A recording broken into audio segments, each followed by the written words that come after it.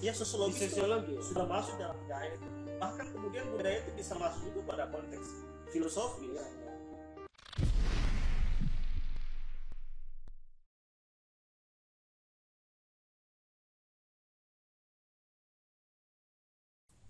Terus atas Tazani mengatakan ini landiza'a tidak diperselisihkan fi anna mabah misal imam bahwa dalam pembahasan tentang kepemimpinan itu di ilmu furu'i al-yaqul itu dia lebih layak untuk dijadikan sebagai bagian dari ilmu furu' atau ilmu cabang. Dia bukan sesuatu yang prinsip. Kalau Al-Ghazali tadi memasukkan dalam fikhiyah persoalan fikih dan itu sifatnya debatable.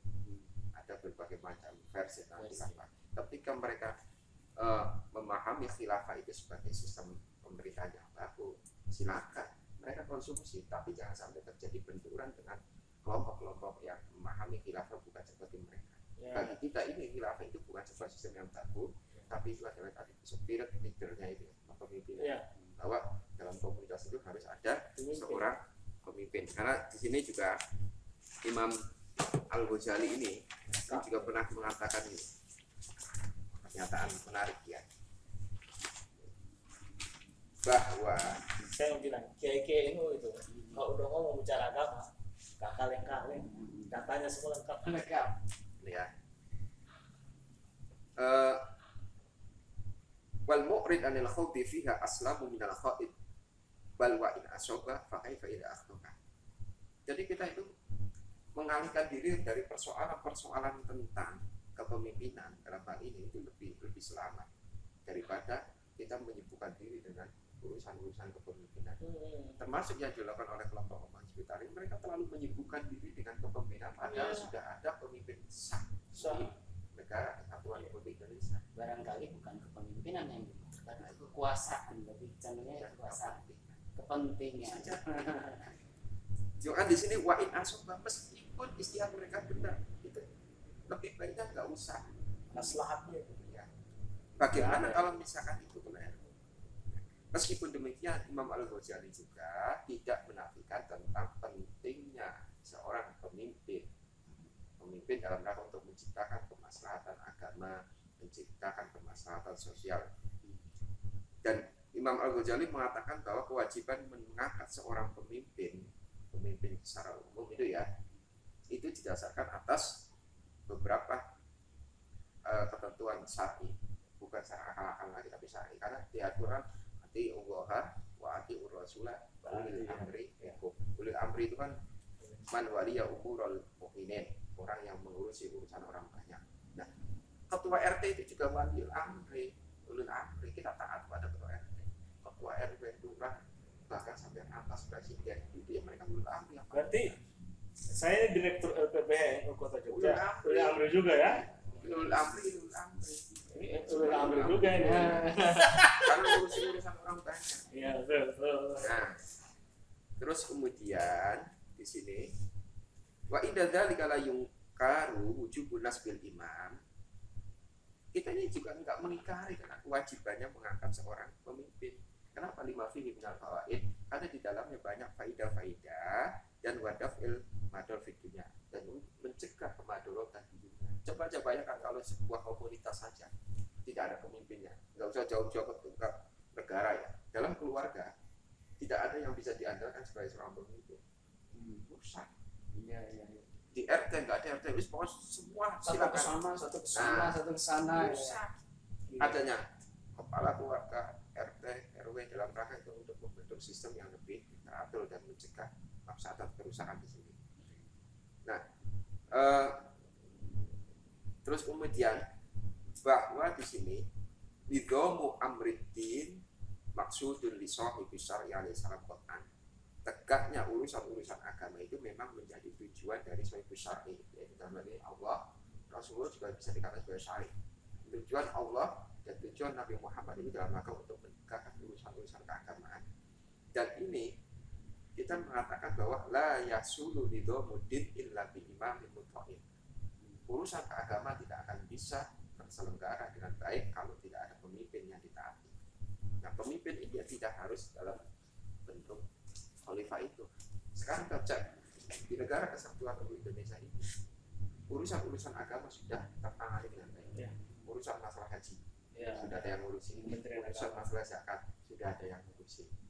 Urusan masalah puasa, penentuan awal Ramadan dan sebagainya sudah ada lembaga. Berarti pelaksanaan rukun Islam ini sudah berjalan. Sudah berjalan. Berarti artinya begini, secara hukum negara NKRI ini sudah benar-benar mewadahi aspirasi hukum-hukum Islam. Iya. Berarti tidak perlu lagi loh adanya khilafah sebenarnya. Iya kan, kita bisa apa dalam konteks sistem itu tadi ya. Iya, sekarang saja ya kan kita mencermati dari penjelasan Pak Yai. Semua sudah terwadahi. Kita nih ya, sholat aman. Kita rotib, burdah, maulid aman, nyaman. Nggak ada dengar bom, dengar bom dan lain-lain. Kita mau menjalankan puasa 1 bulan full aman. Bahkan uniknya di Indonesia itu pengajian di pinggir jalan juga ada. Dipersilakan. Coba pergi ke negara Arab. Wah, gimana pengalaman? Pernah di negara Arab nggak ada pengajian di pinggir jalan itu. Sudah. Negara Arab mana nih? Arab Saudi. Saya di Indonesia itu Ya. itu juga negara Arab. Negara Arab. Di Saudi juga setahu saya itu nggak ada pengajian pinggir jalan. Kalau di Indonesia silakan. Di mana tempat ya? Iya. Bahkan saya jalan pernah- ditutup itu ya. Tutup itu. Berarti negara mendahulukan agama. saya pernah ngaji Gus Bah di Pekarangan, Pak. Yo merdeka, betapa mudahnya Iya, iya, belajar dan mengaji di Indonesia. Bahkan ya, saya waktu di Indonesia itu saya tanya dengan orang itu, yang menjadi imam di masjid dan khotib itu sudah ditentukan oleh negara. Kalau walaupun yang datang itu ada seorang ulama syekh yang besar, kalau dia bukan ditentukan jadi imam di masjid itu, dia nggak boleh maju. Karena sudah ada jatahnya. Misalnya saya menjadi imam di tentuan negara di masjid itu ya, ini mohon maaf saja, misalnya datang seorang ulama yang lebih alim dari saya, misalkan katakanlah siapa ya yang lebih alim, Ya pokoknya lebih Misbah lah baik. katakanlah, Misbah katakanlah, tetap walaupun Misbah itu lebih alim daripada saya, dia tidak boleh menjadi imam di masjid. Karena sudah Diatur aturan negara. main Diatur tadi. negara ya. Indonesia itu silakan mau jadi imam silakan, silakan. Jadi persoalan tentang kayak pemerintah mengatur tentang khotib, pembicara segala macam, terus sertifikasi itu juga sebenarnya di negara-negara lain itu juga ada istilah. Ya ada dan nggak perlu nggak perlu. Makanya di sana itu saya nggak pernah mendengarkan khutbah Jumat itu isinya menjelek-jelekan kelompok lain dan Ya, sebagainya. karena sudah diatur tadi. Dan memang dalam konteks tertentu memang negara harus atur, karena kalau kita berbicara hukum ini kan sudah masuk dalam bingkai hukum. Negara tuh punya fungsi mengontrol dan mengatur, dan ini kewenangannya. Karena kalau misalnya fungsi kontrol dan mengatur termasuk juga dalam agama dilepaskan secara bebas, secara liberal, ini juga bahaya karena ada orang-orang yang tidak terseleksi secara ilmu agama akan berbicara apa aja. Jadi bisa saja nanti forum keagamaan yang berbicara hal-hal yang suci-suci. Paham toh? Oke. Ini dalam tanda petik loh. Oke. Bahasa-bahasa yang nggak sopan lah untuk semua itu. Ada yang mau disampaikan lagi Mas Abbas? Ya ini Sepertinya kita terakhir ini ya. oh, Ini hasil dari Basit Masail ya, mengatakan bahwa Hizbut Tahrir ini dikategorikan sebagai min ahlul bagi atau kelompok makar Ya, karena menolak dan ingin mengganti pemerintahan yang sah. Adanya perbedaan pandangan tentang konsep kepemimpinan tadi antara konsepnya Hizbut Tahrir dengan pemerintah yang sah, dan mereka melakukan gerakan propaganda. Ini dirujuk dari beberapa pernyataan bahwa yang dinamakan pelaku makar ataupun ahlul bagi ini adalah muslimuna, orang-orang Islam. Mereka orang Islam. Mukhalifu imami, yang berseberangan ataupun bertentangan dengan pemimpin. Kita lihat saja apa aksi mereka menganggap pemimpin sekarang itu tidak sah. Bahkan ya sampai kemudian kasus kemarin presiden dicoret-coret dan macam. Itu kan berarti sama saja mereka tidak mengakui pemerintahnya saat ini. Mereka berhutang terhadap pemimpinnya yang sah. Bahkan dalam ini walau jadirat, meskipun pemimpin itu dolim sekalipun, itu kita tidak boleh melakukan perlawanan. Menasihati jelas, mengkritik harus. tapi kalau misalnya kita melakukan perlawanan secara hukum itu menggantikan menolak secara sistem dan sebagainya, di sini tidak boleh. Karena akan mengacaukan kestabilan negara itu yang berdampak pada masyarakat luas sebenarnya. Terus di sini juga ditakwilin tadi ya, mereka menentang kepemimpinan yang sah itu karena mereka punya interpretasi sendiri, takwil batil, dolan. Dalam redaksi lain ya takwil yang sifatnya saikin ya. Mereka punya penafsiran yang itu menurut mereka kayak tadi kepemimpinan itu harus dalam satu kepemimpinan tunggal, menyatukan beberapa wilayah-wilayah di dunia ini. Nah ini kan berbeda dengan konsep yang diusung oleh Negara Kesatuan Republik Indonesia. Karena kita sudah capek-capek berjuang merebut wilayah kita dari penjajah Belanda, kok enaknya mau diserahkan kepada penguasa tunggal yang ada di Suriah atau di Baghdad yang nggak punya kontribusi apa-apa, nggak mau. Yang basic kultural yang Iya. Jadi Indonesia bisa merdeka kan keterlibatan banyak orang, keterlibatan banyak suku, banyak bangsa, ya kan? Dan keterlibatan banyak latar belakang agama yang berbeda. Jadi kalau misal ya yang nggak tahu rimbanya dari mana datang ke sini berbicara terkait dengan kesejahteraan, Ya. pembangunan, keadilan dan lain, ini kan halu namanya. ya.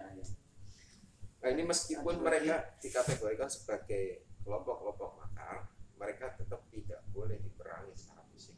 Ya. Nah ini juga menjadi Ya. hati-hati juga untuk Buat teman-teman teman-teman. belajar di kategori. Iya. Makanya saya sepakat itu, saya sepakat. Mungkin saja negara kemudian mendasarkan kepada kebijakan hasil penalaran fikih tadi, maka negara sampai saat ini tindakan yang dilakukan negara terhadap HTI itu kan baru tindakan administrasi negara. Karena memang kalau dalam tindakan administrasi negara itu negara punya hak untuk mencabut segala legal standing orang ataupun kelompok yang bersifat administrasi. Maka ini cara yang dilakukan oleh negara yang sudah paling bijak pertama, dan kemudian tidak melakukan suatu perbuatan yang dapat dinilai sebagai perbuatan hukum, maka sudah sangat tepat. Nah, ini langkah-langkah yang menjadi yang harus dilakukan oleh pemerintah ya, sebagai untuk saudara Sebas Masali ya, langkah deradikalisasi, menyampaikan kekeliruan mereka, itu wajib pemerintah. Ini salah satunya yang kita ini. Ya. Berarti kita membantu pemerintah. Ya, membantu dong. Dari sisi ajaran Islam, hukum pemerintah bisa dari sisi yang lain, karena mereka sudah tertolak secara undang-undang negara ya, peraturan negara. Terus mengajak berdialog, dan pemerintah harus mengikuti mayoritas warga negara. Tapi begini, biar pertanyaan gimana ada mereka tuh mau dianggap. Ya, kita tunggu. Ini yang menjadi paling penting lah. Pemerintah wajib mengikuti mayoritas warga negara. Sekarang kelompok-kelompok pemusuh khilafah dibandingkan dengan kelompok-kelompok yang tidak mengikuti mereka lebih banyak mana? Ya tidak banyak mengikuti mereka dong. Nah, mereka ini jumlahnya sedikit, cuma mereka sering show force gitu ya, menunjukkan kekuatan seolah banyak itu. Padahal dihitung itu masih banyak yang tidak mengikuti mereka. Kita ada NU berapa? 80 juta. Kalah jauh mereka. Oke. Karena kita dibatasi oleh waktu, Ya. Mas Abbas dan Bu Mina, Mas Abbas mau menyampaikan sesuatu untuk yang ada di rumah berdasarkan kita ngobrol hari ini, monggo silakan nanti berkata Bu Mina dari sini. Saya dulu ya. Ya, boleh. Oke. Jadi saya sederhana aja gini. Sampaikan kepada teman-teman. Oke, jadi buat teman-teman semua, segala sesuatu yang mengatasnamakan Islam sekalipun, kita harus kritis. Karena kritis itu adalah rahmat. Ada yang mau disampaikan untuk kita menutup pertemuan indah hari ini? Oke, ada tentunya. Jadi gini, terkait dengan persoalan HTI yang kemudian mulai membumikan paham khilafah ini yang memang sangat keliru, baik dari pembahasan hukum Islam tadi kemudian dalam hukum positif negara. Jadi sangat penting untuk teman-teman semua yang milenial nih, untuk nanti ya harus kritis. Ya. Karena gini, kritis itu rahmat dari Allah. Jadi jangan kemudian terkecoh dengan gerakan-gerakan yang mengatasnamakan agama. Jadi harus perlu diteliti, karena sejarah Islam pun juga demikian. Jangan sampai itu halu Halu, dan hoax. hoax. Karena dalam sejarah agama Islam pun kalau kita tarik ke belakang, banyak orang yang mengatasnamakan agama. Ibnu Muljam membunuh Sayyidina Ali bin Abi Thalib, itu juga mengatasnamakan agama. Dan Ibnu Muljam orang yang soleh. Artinya soleh, bukan soleh ya konteksnya. Orang yang rajin sholat, hafal Quran. Bahkan dia itu sebagai guru Al-Quran pada zaman Umar dan Utsman itu. Jadi kita harus hati-hati, kritis, dan secara hukum HTI dengan paham khilafahnya tertolak secara hukum yang diatur di Indonesia. Nah, kalau teman-teman merasa kebingungan bisa ke LPBHNU dengan Bung Mena. Itu teman-teman. Oke. Silakan Mas Abbas. Ya, Saya mau sampaikan untuk menutup hari ini. Tadi sudah saya utarakan banyak tentang apa itu khilafah dari segi hadis, dari segi tafsir dan peran para ulama. Kesimpulan saya sederhana, menentang khilafah itu tidak berarti menentang ajaran Islam.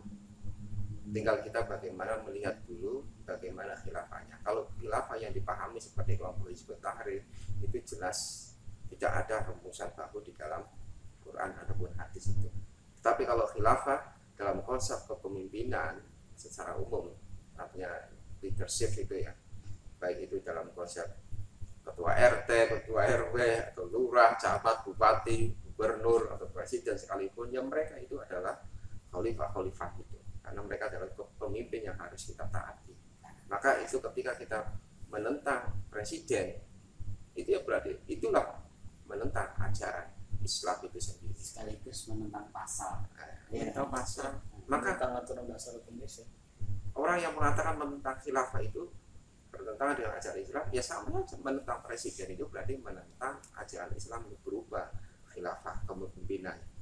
Ini berkaitan dengan ajaran-ajaran agama. Terus kemudian yang kedua, jadilah kita itu sebagai khalifah-khalifah seperti yang ada dalam Al-Quran tadi ini, ja'ilun fil ardi khalifah. Khalifah itu apa? Khalifah itu adalah orang-orang yang memakmurkan bumi ini dengan menciptakan kemaslahatan, menolak kemadaratan yang ada. Semua orang punya tanggung jawab untuk memakmurkan bumi. Kita khalifah, punya khalifah. Semua menjadi khalifah pada saat generasi ini. Jadi itu tugas, fungsi kita, peran kita untuk memakmurkan bumi ini. Sehingga paham apapun yang berupaya untuk memberikan menimbulkan kerusuhan ataupun kekacauan di bumi ini, maka itu tertolak secara hukum Islam.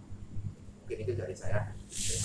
Oke, teman-teman, akhirnya kita di penghujung New Justice kali ini. Dan kalau Anda kebingungan atau Anda galau, bisa langsung konsultasi ke LBM, Lembaga Badul Masail, dan lembaga LPBHNU, dan ini semoga akan berlangsung terus nanti atas izin Allah Subhanahu wa Ta'ala, dan kita juga bisa terus memberikan pengetahuan yang kita punya, semoga bermanfaat bagi kita semuanya.